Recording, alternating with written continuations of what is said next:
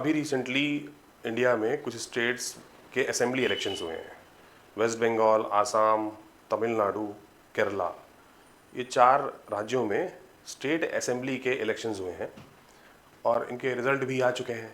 ठीक है, जो पिछले कुछ दिनों से जिसको भी डाउट था कि कौन सी पॉलिटिकल पार्टी की सरकार किस स्टेट में आएगी, वो आज क्लियर हो चुका है।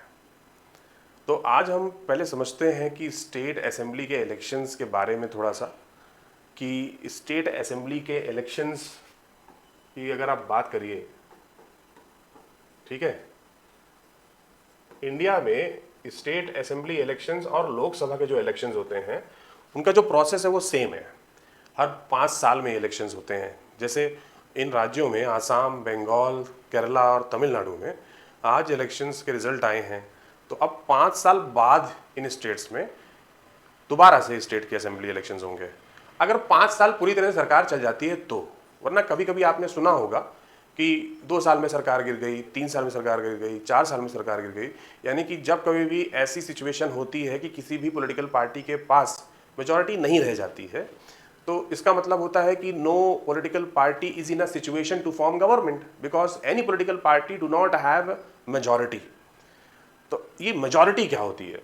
मेजॉरिटी का मतलब होता है स्टेट असेंबली इलेक्शंस जब भी हर 5 साल में होंगे, ठीक है, आफ्टर एवरी 5 ईयर्स, ठीक है, तो हर स्टेट में इलेक्शंस होंगे और इलेक्शंस में जो गवर्नमेंट फॉर्म करने का जो फॉर्मूला है वो होता है कि whoever secures the majority.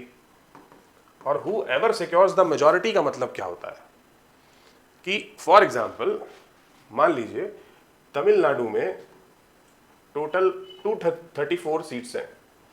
इसका मतलब है कि what is the majority in Tamil Nadu to form government, यानी कि तमिलनाडु में सरकार बनाने के लिए कितनी मेजॉरिटी की आवश्यकता है किसी भी पॉलिटिकल पार्टी को।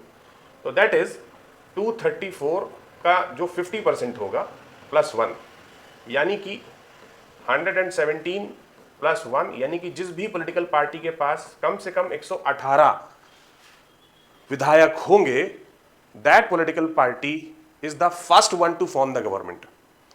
किसी के पास, अब तमिलनाडु में 234 टोटल नंबर ऑफ सीट्स हैं असेंबली में। इसका मतलब ये हो जाता है कि अगर किसी पॉलिटिकल पार्टी के पास 150 एमएलएज हैं, 180 एमएलएज हैं, 200 एमएलएज हैं, तब तो वो एब्सोल्यूट मेजॉरिटी में है, पूरी तरह से बहुमत उनके साथ है और वो सरकार बना सकते हैं। बट करंट का ही सिचुएशन ले लेते हैं, ठीक है। तमिलनाडु में currently, if we talk about Tamil Nadu, ठीक है, तो तमिलनाडु का आज करंट का जो हम सिनेरियो देखते हैं क्या है, तो what is the strength of Tamil Nadu legislative assembly. तो तमिलनाडु की लेजिस्लेटिव असेंबली की जो स्ट्रेंथ है इट इज 234। ठीक, मैंने अभी आपको बताया कि what is the majority, 50% plus 1। तो what is the majority for any political party to form government in Tamil Nadu, 118। ठीक, अब करंट की सिचुएशन देखिए आप तमिलनाडु में क्या है। If you talk about TVK 107 है, ठीक, कितनी है 107। डीएमके 60 और एक है एडीएमके, ऐसे कुछ एआईडीएमके है, एडीएमके है, दैट इज 47।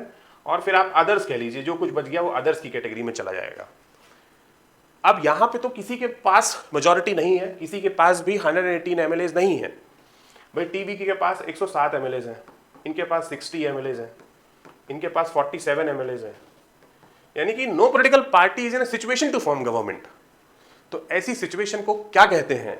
ऐसी सिचुएशन को कहते हैं हंग असेंबली। क्या कहते हैं इसको?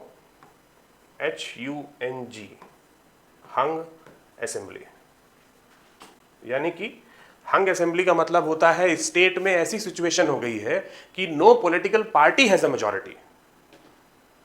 ठीक, इसको कहा जाता है हंग असेंबली, कि where no political party has a majority to form government. अब ऐसी सिचुएशन में तमिलनाडु में क्या हो सकता है? अब अगर टीवी के, यानी कि जो एक्टर विजय हैं, वो इतना बड़ा करेज यदि रखते हैं कि वो कह दें कि मैं सरकार अकेले ही बनाऊंगा वरना नहीं बनाऊंगा, तो ऐसी सिचुएशन में तमिलनाडु में क्या डीएमके, एडीएमके या कोई किसी और के पास है मेजॉरिटी? नहीं है। तो ऐसी सिचुएशन में क्या होगा, पूरे स्टेट में दोबारा से इलेक्शंस हो सकते हैं इफ टीवीके सेज दैट कि हम सरकार अकेले ही बनाएंगे, चाहे मेजॉरिटी हो चाहे ना हो, चाहे दोबारा स्टेट में इलेक्शंस करवाए जाए। ये पहली कंडीशन है। बट इसके लिए बहुत कहते हैं ना जिगरा चाहिए आपको, कि दोबारा से आप स्टेट असेंबली इलेक्शन ज़्यादा भी लड़ते हैं तो हु नोज कि टीवीके डाउनफॉल हो जाए, या तो हो सकता है टीवीके को पूरी तरह से जनता मेजॉरिटी ही दे दे। एक एग्जाम्पल याद आ रहा है मेरे को दिल्ली असेंबली का, जब अरविंद केजरीवाल ने पहली बार चुनाव लड़ा था, तो मेजॉरिटी मिलने के मतलब मेजॉरिटी से कुछ सीटें कम होने के बावजूद, कुछ सीटें कम हुई थी, उन्होंने कांग्रेस से अलायंस कर लिया था, और कुछ समय तक उन्होंने सरकार चलाई थी। उसके बाद उन्होंने रिजाइन कर दिया था कि अब मैं किसी पॉलिटिकल पार्टी के साथ सरकार को नहीं चला सकता हूं, दोबारा से स्टेट में इलेक्शन कराया जाए, जनता हमें पूरी तरह से एब्सोल्यूट मेजॉरिटी देगी और हम अच्छे सरकार चलाएंगे। तो वाकई में दिल्ली की जनता ने उन्हें दोबारा से चुनाव, जब दोबारा से स्टेट में दिल्ली में इलेक्शंस हुए तो एब्सोल्यूट मेजॉरिटी मिली, ठीक है, और फिर सरकार चली। बट दिल्ली की बात अलग है, वो बहुत छोटी टेरिटरी है। If you talk about Tamil Nadu, Tamil Nadu is a big state, 234 seats में 118। और एक बात मैं आपको बता दूं, करंट सिचुएशन भारत में आसान नहीं है कि आप सिर्फ और सिर्फ बाउंड्री पे रहें, ठीक है। 118 मीन्स व्हाट, 118 118 का मतलब ये होता है कि अगर मान लेते हैं टीवीके 118 पे ही सिमट जाती है, तो यानी कि आपकी सरकार गिराने के लिए 5-6 लोग ही काफी हैं, किसका लेते हैं उनको। तो बाउंड्री मार्क पे भी रहना एक तरह से कंप्लीट स्टेबिलिटी नहीं कहलाएगी। You are not absolute stable at the boundary mark. आपको पूरी तरह से एब्सोल्यूट स्टेबिलिटी के लिए आपको तमिलनाडु जैसे स्टेट में 130 140 कम से कम चाहिए। मध्य प्रदेश में देख लीजिए ना आप, मध्य प्रदेश में 2019 के इलेक्शंस में कुछ ऐसा ही देखने को मिला था, जहां पे 115 एमएलए कांग्रेस के यहाँ पे थे, और कुछ और जो इंडिपेंडेंट और बहुजन समाज पार्टी के एमएलए को मिलाकर मध्य प्रदेश में जो गवर्नमेंट बनी अलायंस की, एक दो पॉलिटिकल पार्टीज और इंडिपेंडेंट एमएलए को मिला के कुछ 121-22 तक पहुंच गए थे लोग। BJP was in 109 MLA. फिर क्या हुआ, पोचिंग हुई, सिंधिया जी कुछ अपने विधायकों के साथ बीजेपी में शामिल हो गए। क्यों, तो कांग्रेस को इस बात का हमेशा से डर था कि भाई हम तो बाउंड्री से कुछ 7-8 ही ऊपर ही हैं, तो सेफ जोन में आप नहीं हैं। क्योंकि मध्य प्रदेश में 115 क्या है, मेजॉरिटी मार्क है, 116 आपको चाहिए एमएलए, तो 116 है, तो आप सरकार तो बना ले जाएंगे, पर आप पूरे 5 साल सेफ तरीके से सरकार चला ले जाएं, इस बात की गारंटी नहीं रहती है। इसीलिए पूरी तरह से 5 साल तक सेफ और सिक्योर सरकार चलाने के लिए कम से कम 130, 135, 140 चाहिए मध्य प्रदेश में। वैसे ही तमिलनाडु में भी चाहिए टीवीके को, कि if you want to enjoy safe and secure 5 years, तो 130, 40, 150 मिनिमम यू वांट। सरकार चला ले जाएंगे आप 118 में, कोई प्रॉब्लम नहीं है, बट सेफ रहने वाला बात कर रहा हूं मैं, 5 साल तक सेफली उस सरकार को चलाने के लिए।